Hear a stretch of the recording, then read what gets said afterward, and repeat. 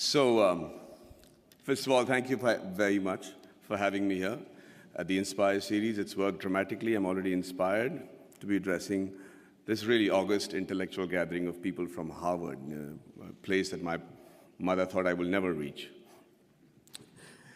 But you know what? A lot of people have spoken before me and eloquently and described their dreams for India and given figures and facts that either are skeptical and, like Mr. Wilbur says, aspirational. But I'm just an actor, and I'm going to just give you my dream shamelessly, because that's the thing that I can do best.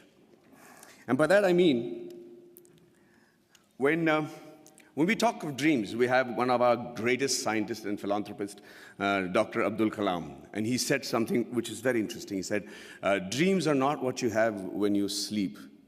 The true dreams are the ones that don't let you sleep.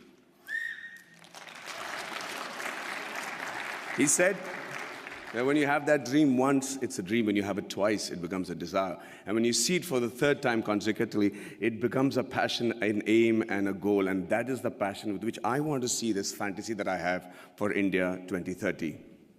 And Abraham Lincoln also was a dreamer. And, but he said one thing that makes most sense in trying to achieve this goal that I have dreamt for my nation. He said, if I have 6 hours to cut down a tree, then I'll spend the first 4 hours sharpening the axe. There's a great philosophy in that. In this era of instant gratification, we just keep thinking we can achieve all these goals by just tweaking this, tweaking that. It's not true. I really believe that, that a missionary zeal is required to make that quantum change that can make 2030 what I'm dreaming about right now. And just let's look at India as a country. What a unique nation, seriously. Thousands of years old of culture and tradition, many invasions, being ruled for many years, and we still somehow managed to maintain our identity. We still somehow have managed to maintain our Indianness, our beliefs, our faith. And, there has been, we have our drawbacks. There is corruption, there is violence, there is differences between the different religions and sects and castes and everything. But I can't help but think, looking at India, at the geography, that we're not doing really that bad. Look at all the other nations around in the world. Look at our neighbors. Compared to that, there is somebody in India who's doing something right for us to be called a growing economy and being projected as the third largest economy in 2026 and the most educated and young nation in the world. And it's still functional democracy.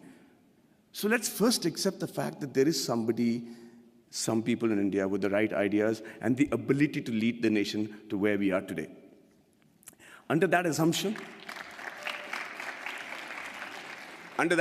we are also very capable of finding very unique solutions to the problems that generally the world faces. One of them, of course, is the fact that we found freedom through nonviolence and non-cooperation. Who would have thought that was possible?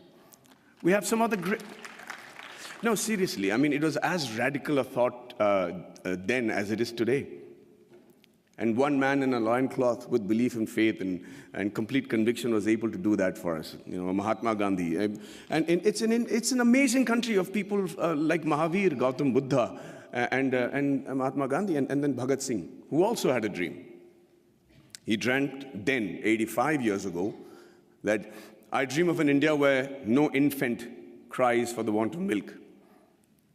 No youngster is deprived of relevant education, and no youth goes door to door finding a job. Sadly, it's still a dream today. And I dream of a 2030 when this dream becomes irrelevant. I dream of a 2030 when everybody is so equally satisfied with what they're doing that they're able to actually devote more time back to art and culture, which is another great important aspect of our country. Now, for that to happen, we need to be a healthy nation. And when I say healthy, I remember preparing for a film of mine, which released recently, where I had to look like a boxer. And I had these, biceps and triceps that had to be there. So I decided just to work on the parts that is seen outside my clothes. So I was just working out on my biceps and my triceps and my shoulders. But you know what? I suddenly realized the strength that I had in my arms and biceps was not actually enough for me to look even fit because it is disproportionate growth.